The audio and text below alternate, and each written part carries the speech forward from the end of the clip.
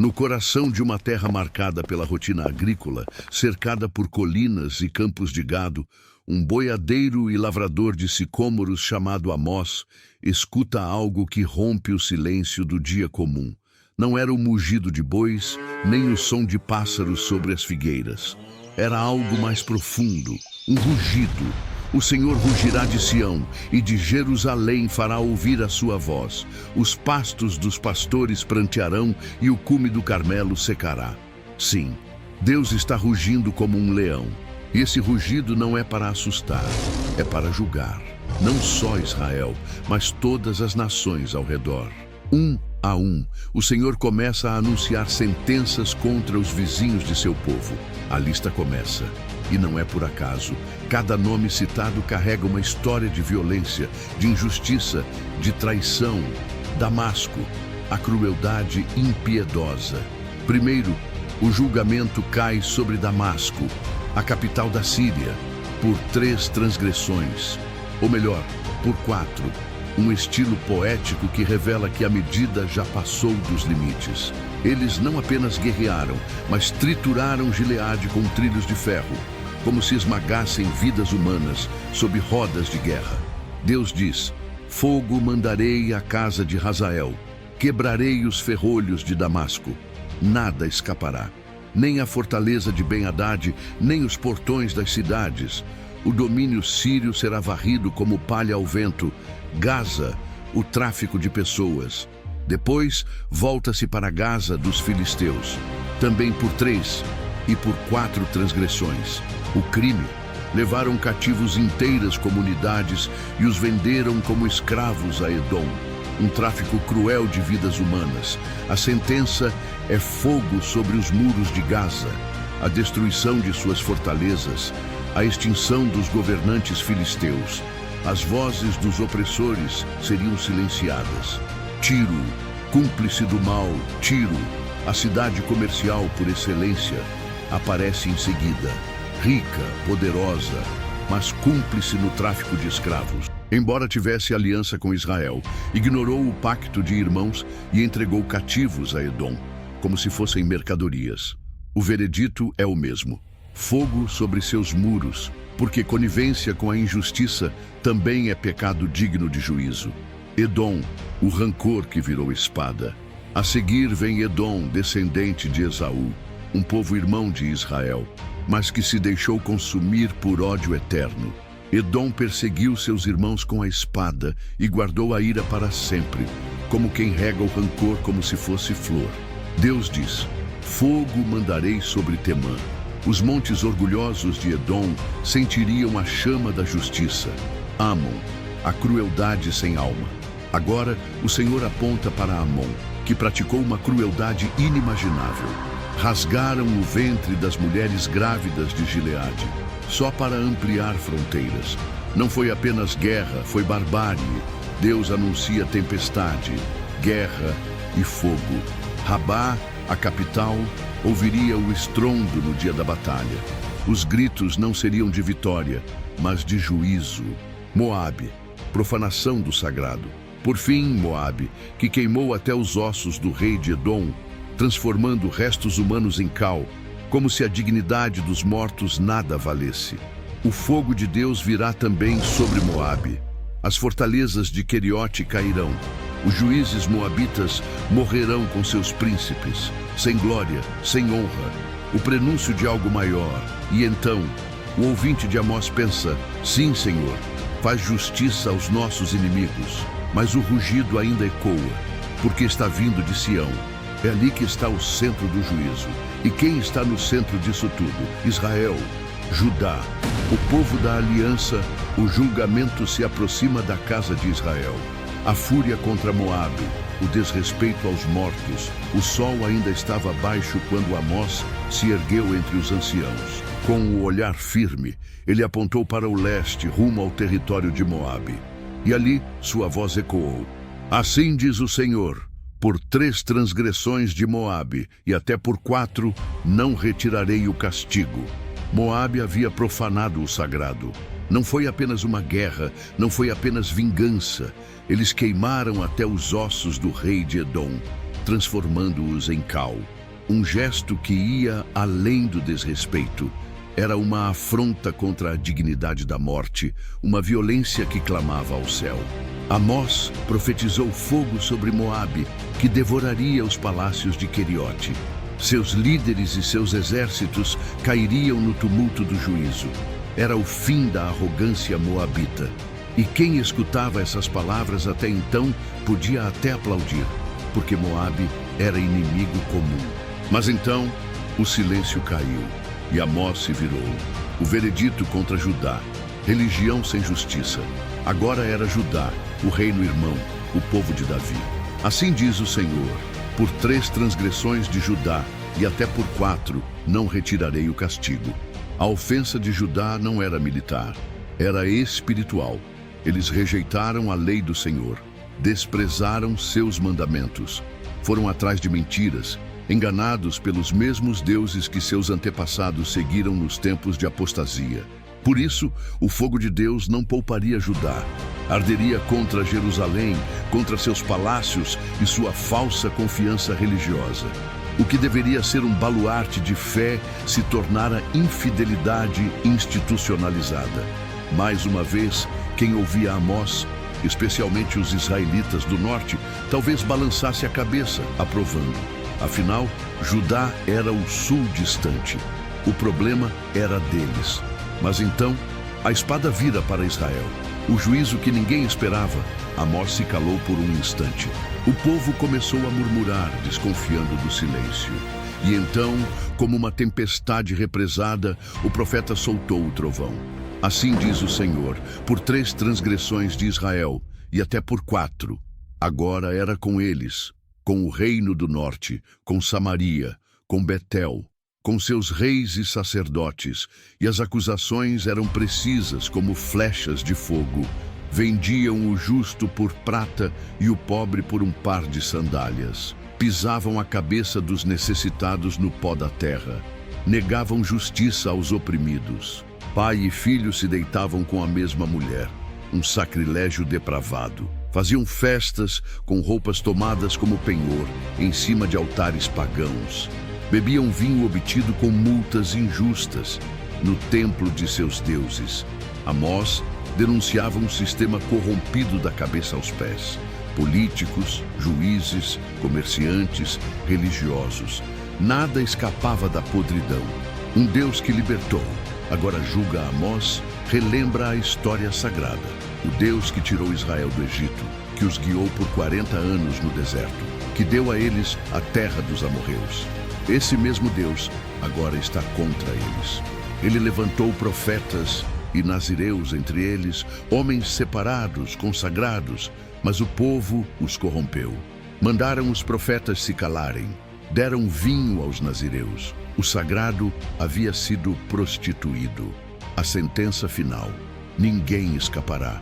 E então, Amós não deixa dúvidas. O juízo virá com peso insuportável. Ele descreve uma cena de pânico. O ágil não escapará, o forte não fortalecerá a sua força, o valente não salvará a sua vida.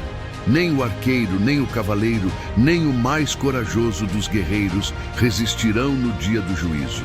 Todos cairão, e não haverá fuga. Amós, o boieiro de Tecoa, não apenas expôs nações estrangeiras, ele expôs o coração do seu próprio povo. O capítulo 2 é uma virada dramática. Ele começa como uma denúncia dos outros, mas termina como um espelho para Israel. Na plateia que ouvia Amós, muitos começaram a suar frio. Eles perceberam que o dedo do profeta apontava, sim, para longe, mas terminava apontando para eles. O povo escolhido também seria o primeiro a ser julgado. Era como se Amós levantasse a mão e dissesse: agora escutem, mas não qualquer um, a casa de Israel, os filhos de Jacó, os que Deus tirou com mão poderosa da terra do Egito.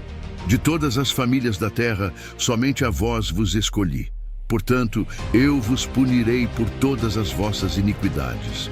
Veja bem, o privilégio traz responsabilidade. Israel não era como as outras nações, era o povo da aliança, dos profetas, da Torá.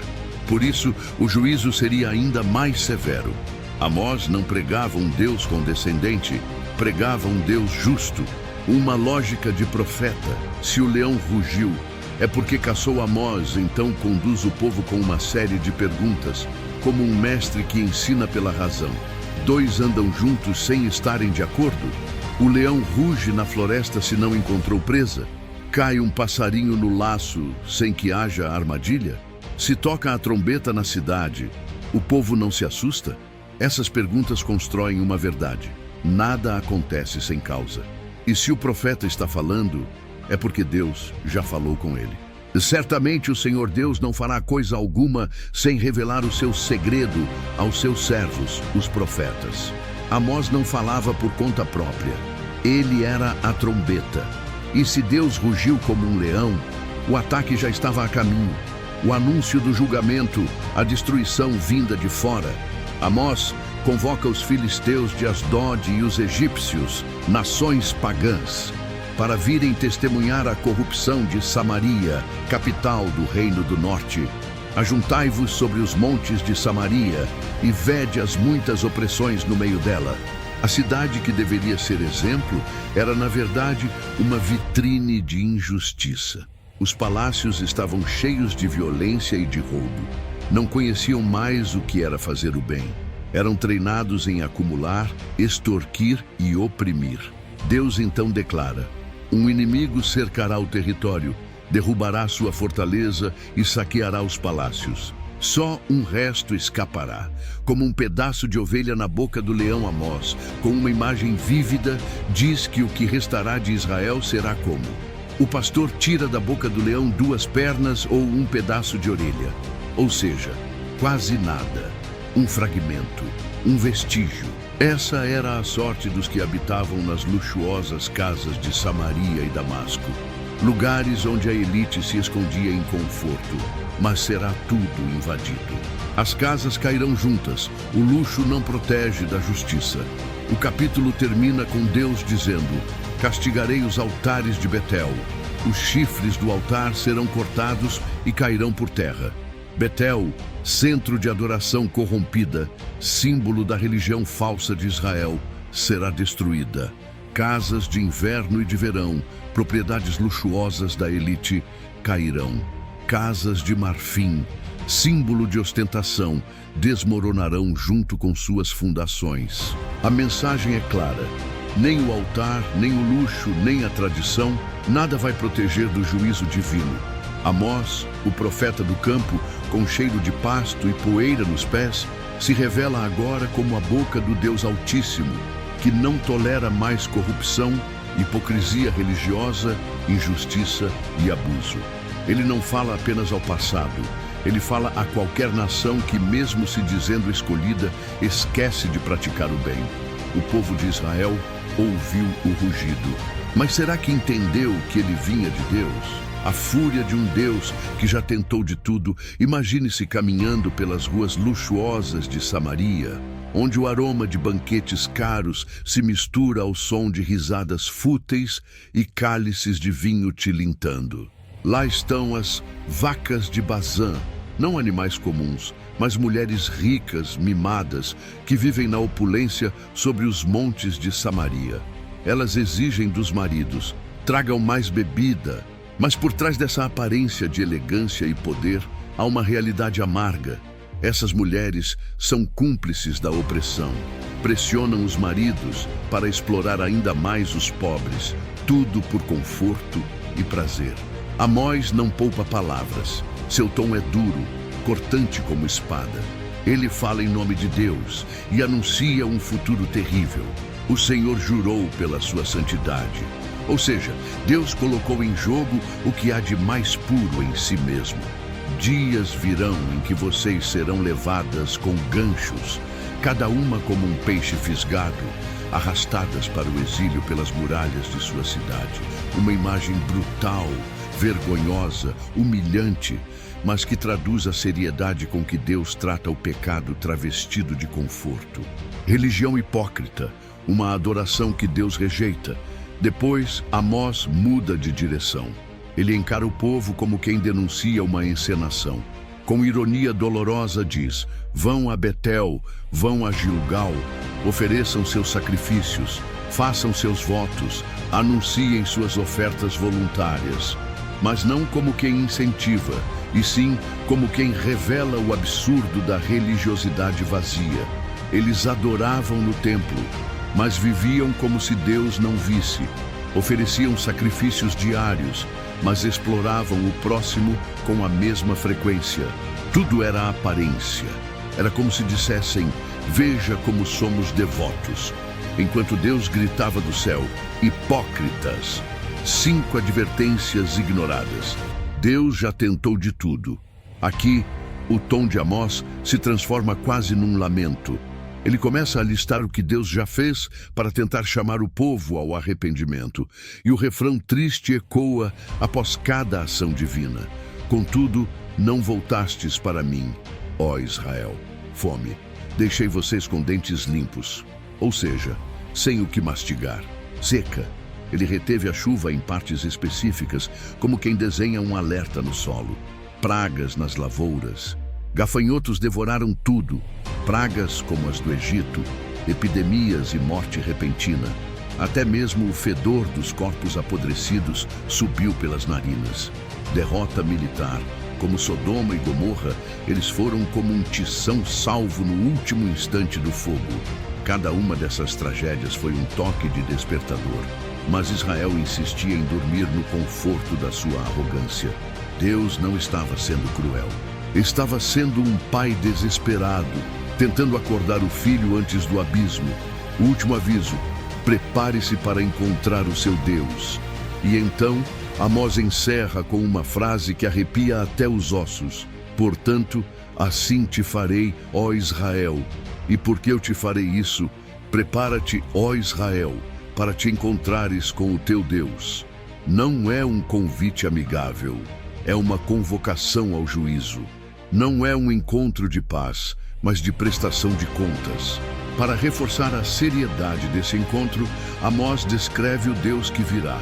Aquele que forma os montes, cria o vento, revela seus pensamentos ao homem, transforma a manhã em trevas e pisa os altos da terra. O Senhor, o Deus dos exércitos, é o seu nome. Ou seja, não é qualquer Deus tribal. É o Criador de tudo, o juiz de todos, o Senhor da história. Conclusão: quando o sagrado se cansa da aparência, o capítulo 4 de Amós é um grito. É Deus dizendo: eu já tentei tudo.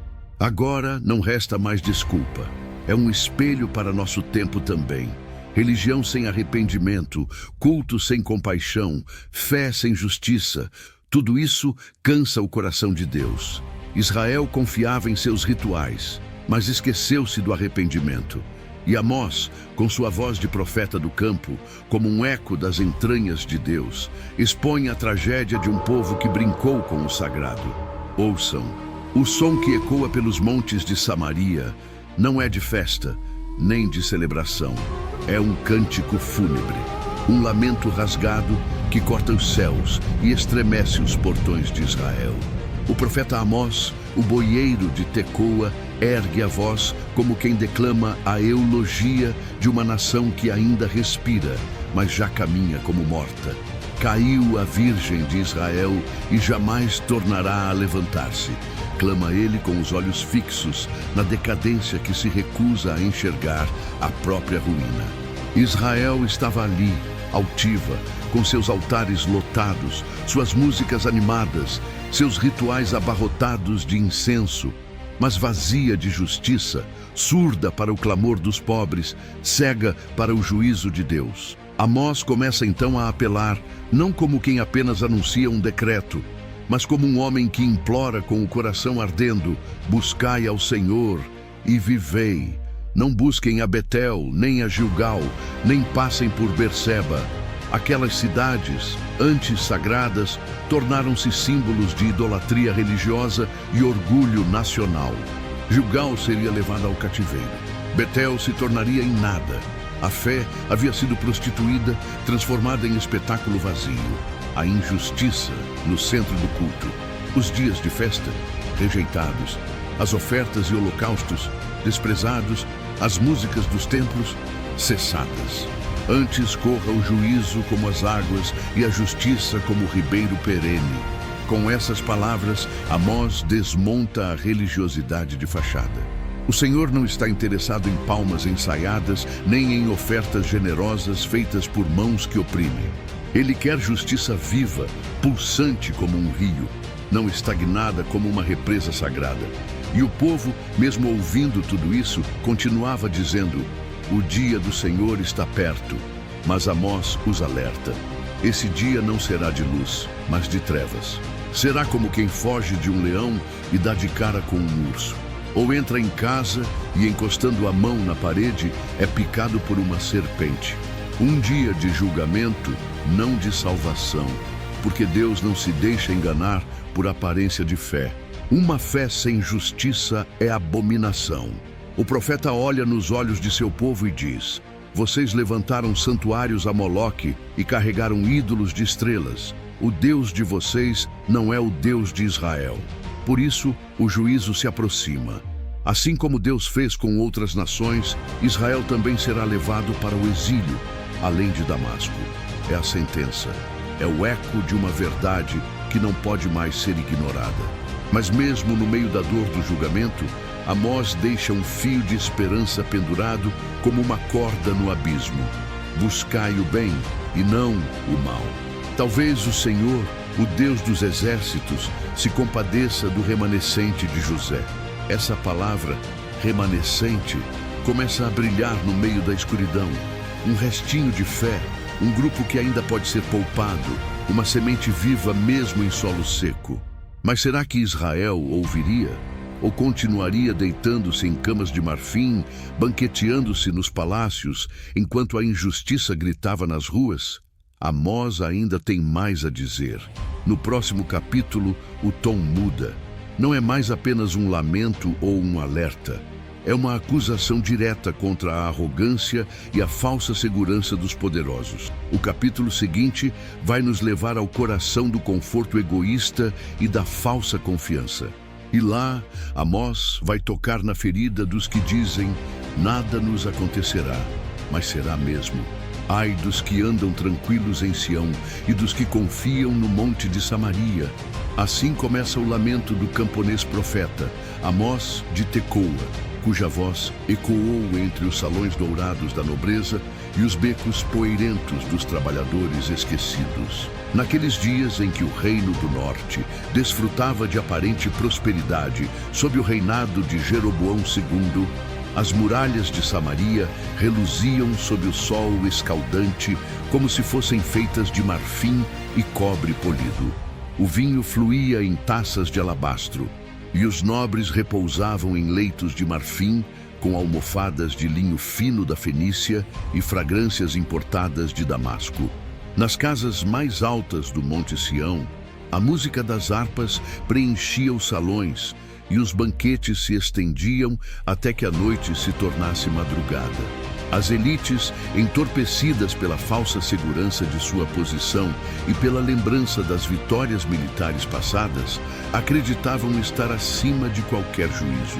Contudo, nos vales de Judá e nas vinhas pisoteadas da Galileia, a voz de um homem rude, de mãos calejadas e sotaque do sul, cortava como espada de dois gumes. Amós não vinha com vestes de profeta cortesão, nem com o verniz de bajulador real. Ele viera com um fardo, uma sentença do Senhor contra os arrogantes. Amós ergueu os olhos para Sião e Samaria, como se visse além dos portões e colunas, e apontou o dedo com ira e compaixão entrelaçadas. Vocês se consideram os primeiros entre as nações? Acham-se intocáveis? Vão até Calné, Ramate e Gate dos filisteus. Eram elas menos poderosas que vocês? Pois também caíram. Era uma acusação revestida de ironia. Os israelitas orgulhavam-se da força militar, mas Amós lhes mostrava que a glória humana era efêmera. O profeta atacava a ilusão, aquela confiança cega que cobria os olhos dos líderes de Israel, os quais, cercados por luxo, se tornaram indiferentes ao sofrimento do povo. sentados em tronos almofadados, deitados em camas de marfim, comendo cordeiros gordos e bezerros cevados, os nobres compunham canções vazias, fingindo ser como Davi, mas sem o coração de Davi. Tocavam harpas, bebiam vinho em taças largas, não para celebrar a justiça, mas para embriagar-se da própria arrogância. Untavam-se com os melhores óleos, mas não se entristeciam pela ruína de José, o seu próprio povo. Amós profetizou, então, uma virada amarga. Os primeiros seriam os primeiros a ir para o exílio. Os gritos dos festins seriam substituídos pelos lamentos das correntes. Aqueles que agora cantavam, chorariam. Aqueles que se achavam reis seriam levados como prisioneiros. O Senhor Deus jurou por si mesmo, disse o profeta, como se a própria terra estremecesse à menção dessa declaração. O Deus dos exércitos desprezava o orgulho de Jacó e aquilo que era motivo de vanglória, os palácios, as fortalezas, os banquetes, seria entregue à espada. O simbolismo de Amós era severo e cortante. Ele falou de uma casa onde restassem apenas 10, e até esses morreriam. E se algum parente viesse queimar os corpos, prática pagã e impura entre os hebreus, nem mesmo ele ousaria pronunciar o nome de Deus. A desolação seria tão absoluta que o silêncio se tornaria mais seguro que a oração.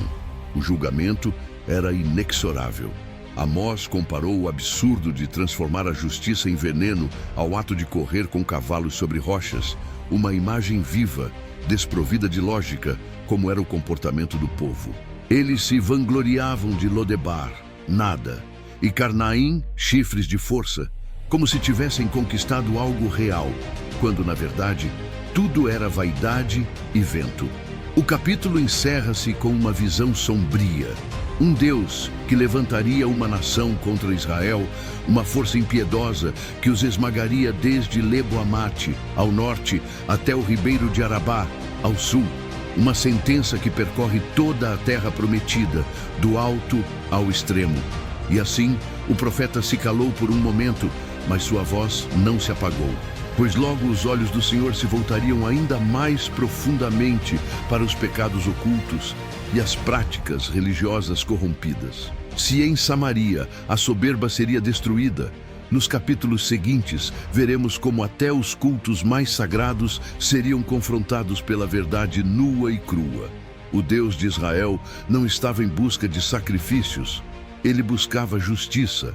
E Amós, o boiadeiro de Tecoa, ainda tinha muito a dizer. Naquela alvorada inquieta que se debruçava sobre os montes de Samaria, o céu parecia mais carregado do que o comum. Não eram nuvens de chuva que o profeta via ao longe, eram visões. E essas visões vinham como flechas disparadas pelo próprio Deus, rasgando o véu entre o visível e o invisível, revelando o destino sombrio de um povo entorpecido pelo orgulho. Amós, o homem das oliveiras e do gado do sul, não era filho de sacerdote, nem discípulo de escola profética. Mas sua voz, rude como o vento do deserto, tornara-se mais temida do que os exércitos da Assíria. Ele não falava por conta própria. Era como se a boca do Senhor houvesse tomado a sua. A primeira visão veio como um sussurro ameaçador do Oriente. O Senhor formava gafanhotos no início da brotação do capim.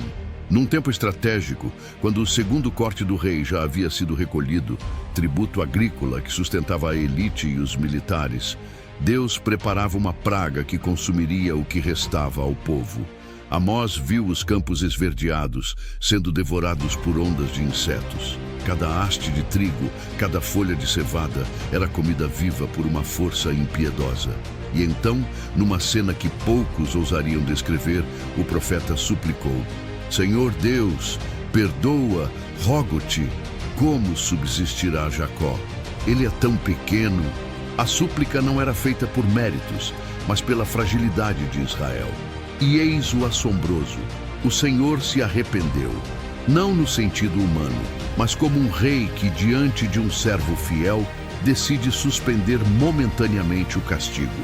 Não acontecerá, disse o Senhor, mas a trégua foi breve. Veio então a segunda visão, e desta vez, fogo.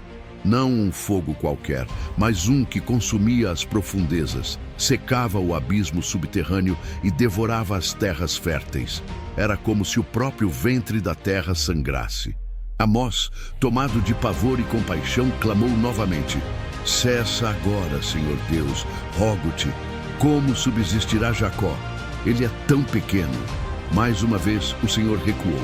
Também isso não acontecerá.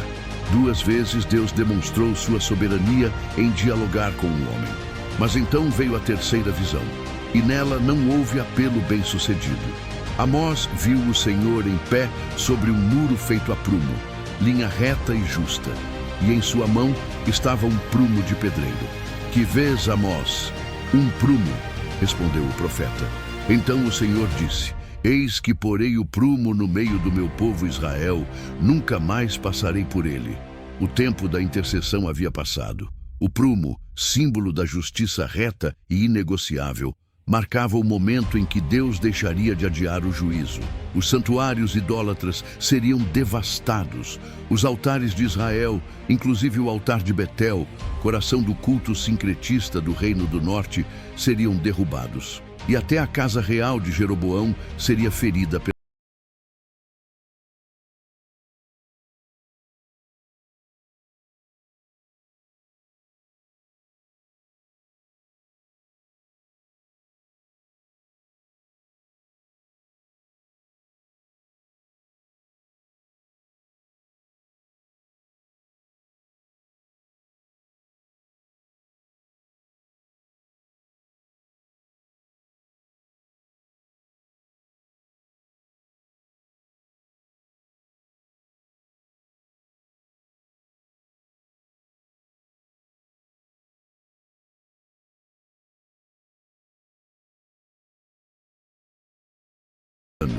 Amazias se voltou ao profeta como quem espelha um estranho. Vai-te, ó vidente, foge para Judá, come lá o teu pão e lá profetiza.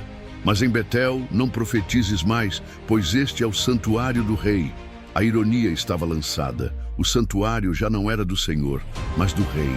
Amós, sem temor e sem riqueza, respondeu com firmeza que atravessaria os séculos. Não sou profeta nem discípulo de profeta. Sou boieiro e cultivador de sicômoros. Mas o Senhor me tirou de detrás do gado e me disse: vai e profetiza ao meu povo Israel. E então o golpe final veio sobre Amazias. Tua mulher se prostituirá na cidade. Teus filhos e tuas filhas cairão à espada. Tua terra será repartida. Tu morrerás em terra impura. Israel certamente será levado cativo para além do Jordão. Amós, o camponês sem alianças com reis ou sacerdotes, tornou-se arauto de uma verdade que nenhuma muralha podia conter. Ao encerrar o capítulo, o silêncio pesa sobre Samaria. O povo ainda banqueteia, mas o juízo já foi medido. A praga foi contida, o fogo suspenso, mas o prumo caiu. Agora, o tempo de decisão se aproxima para o povo e seus líderes, pois no capítulo seguinte, Amós terá uma nova visão, uma cesta de verão cheia de frutos maduros, e o fim estará ainda mais próximo. A alvorada já não nascia com a mesma alegria sobre os telhados dourados de Samaria. Havia um peso no ar, como se até os ventos do Carmelo sussurrassem más notícias. Nos mercados, as balanças ainda tilintavam. Os mercadores ainda gritavam suas ofertas, as mulheres ainda perfumavam seus cabelos com óleos da Síria, mas algo invisível havia mudado. A voz de Amós, antes desacreditada, começava a perturbar as noites dos nobres. Foi então que ele voltou a falar, desta vez com um símbolo que cortava mais fundo que espadas ou gafanhotos. Que vês, Amós? Um cesto de frutos do verão. Sim, um simples cesto, mas não qualquer um. Era um cesto do fim da colheita. Frutas maduras, doces por fora, mas já no ponto de apodrecer. Na língua dos hebreus, o termo para fim e para frutos do verão soava quase igual, como se o próprio Deus estivesse brincando com a ironia das palavras. E então veio a sentença. Chegou o fim sobre o meu povo Israel. Nunca mais passarei por ele. Era o terceiro veredito, e desta vez sem misericórdia. Não haveria gafanhotos contidos, nem fogo apagado. Não haveria nova intercessão. Israel estava maduro, não para o louvor, mas para o juízo. Os salões onde se tocava música alegre seriam emudecidos pelos lamentos. Os cânticos transformar-se-iam em uivos de dor. Amós falou de corpos lançados por toda parte, sem pranto, sem honra, sem sepultura. Era o desfecho de uma sociedade que vendera o pobre por um par de sandálias e pesava trigo com balanças fraudulentas. Vocês dizem: quando passará a lua nova para vendermos o grão? E o sábado para abrirmos os celeiros de trigo? Diminuem as medidas, aumentam os preços, usam balanças desonestas, compram os necessitados por prata. Nos corredores dos palácios, isso era apenas negócio, mas aos olhos do Senhor era abominação. E então, uma promessa aterradora. O Senhor jurou pela glória de Jacó: jamais esquecerei nenhuma de suas obras. Nem mesmo o solo ficaria indiferente. Amós anunciou que a terra tremeria como o Nilo, subindo e baixando em agitação violenta. Um prenúncio, talvez de terremoto, talvez de invasão, talvez ambos. A criação participaria da vergonha de Israel. E como se não bastasse a terra estremecer, o próprio céu escureceria em pleno meio-dia. Farei que o sol se ponha ao meio-dia e entenebrecerei a terra em dia claro. Era como se o cosmos chorasse. O dia da festa seria virado em luto. Cabelos seriam raspados, sacos de pano vestiriam os príncipes. E o lamento soaria como o de um pai ao perder seu único filho. A tragédia mais impensável, mais cruel, mais final. Mas então, uma profecia ainda mais estranha. Eis que vem dias, diz o Senhor Deus, em que enviarei fome sobre a terra. Não fome de pão, nem sede de água, mas de ouvir as palavras do Senhor. Aqui reside uma ironia cruel. O povo que antes desprezava os profetas e fechava os ouvidos às advertências divinas, agora os procuraria com desespero, do norte ao oriente, do mar até o deserto, mas não os encontraria. Seria tarde demais. O silêncio de Deus seria o castigo final, o mais temido. Pois sem sua palavra, o povo seria como náufrago em mar sem estrelas. Até os jovens, aqueles que normalmente são esperança de uma nação, desfaleceriam de sede, não por água, mas por direção. As virgens belas e os rapazes fortes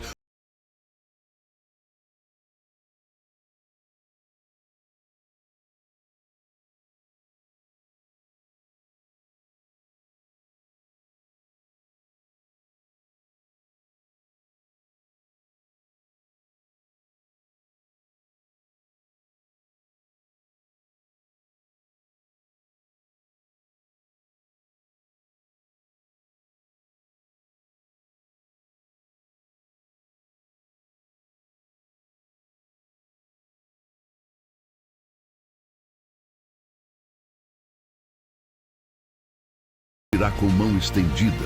Em meio ao silêncio tenso de Samaria, quando as últimas palavras de Amós ainda pairavam sobre os campos devastados e os salões enlutados, o profeta foi tomado por uma visão final, a mais aterradora de todas. Não era uma praga, nem uma seca, nem gafanhotos ou colheitas apodrecidas. Agora, o próprio Senhor surgia de pé sobre o altar. Sim, sobre o altar, o símbolo mais sagrado da fé de Israel, agora transformado em tribunal. O lugar onde deveriam brotar ofertas de justiça se tornara o palco do juízo. Fere o capitel do templo para que estremeçam os umbrais, bradou o Senhor, e derruba-os sobre a cabeça de todos. A ordem não era para estrangeiros. Era o próprio Deus quem declarava guerra contra o seu santuário profanado, contra seu povo corrompido. Nenhum altar, por mais ornamentado com ouro, poderia resistir ao seu golpe. Nenhum sacerdote, por mais adornado com linho fino, escaparia ao colapso.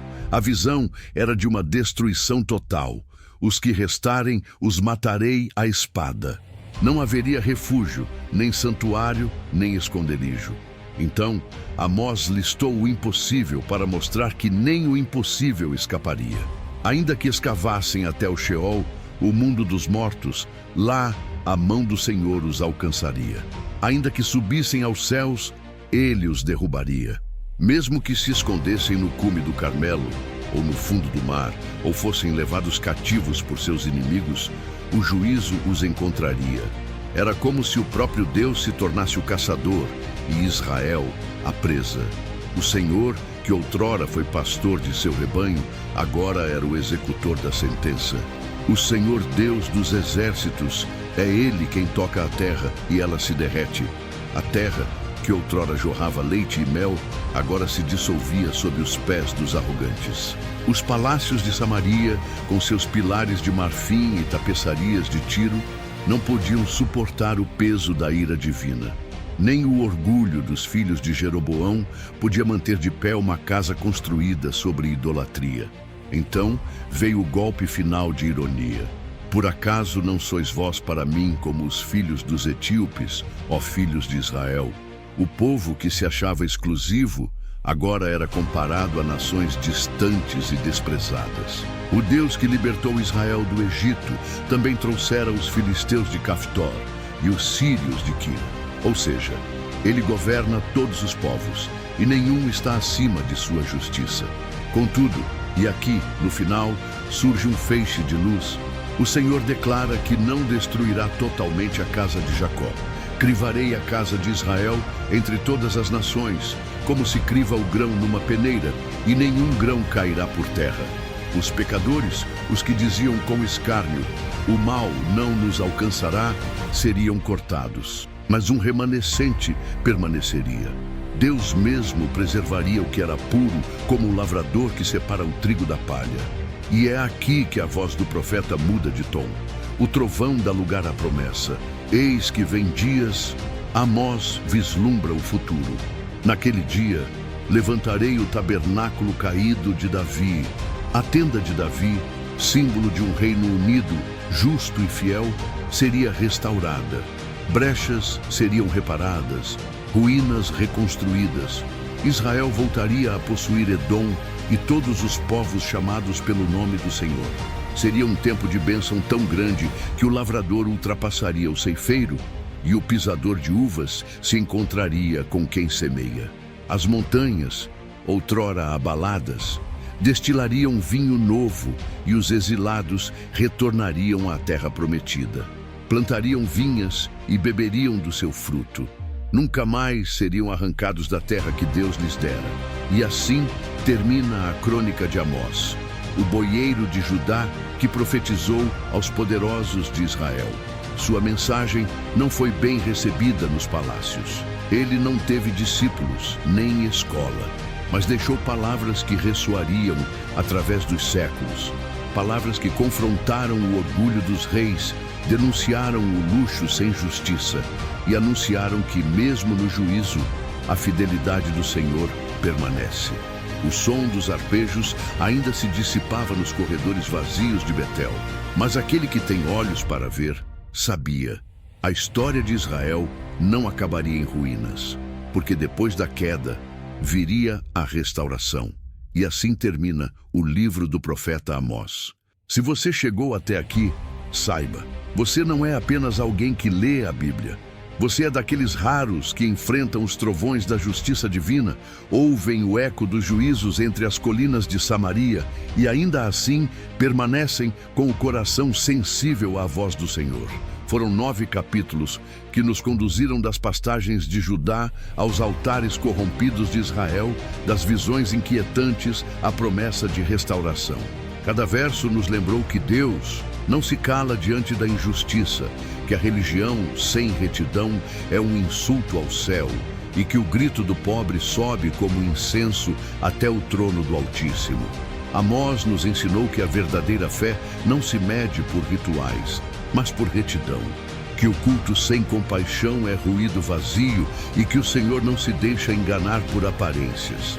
Este estudo foi feito com temor, respeito e paixão pela palavra, com o desejo sincero de despertar corações adormecidos e te chamar de volta para o centro da vontade de Deus. Se você assistiu ou leu até aqui, comente: eu cheguei ao fim do livro de Amós. E agora eu sei que Deus não se cala diante da injustiça.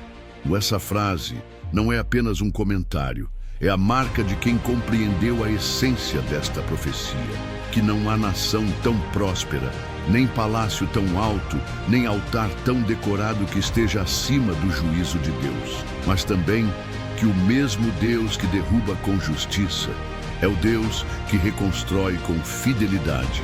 Agora eu te convido, curta este vídeo, compartilhe com alguém que precisa acordar, que precisa lembrar que a fé verdadeira não está nos lábios, mas na vida. E mais do que qualquer curtida, permita que esta mensagem transforme teu interior.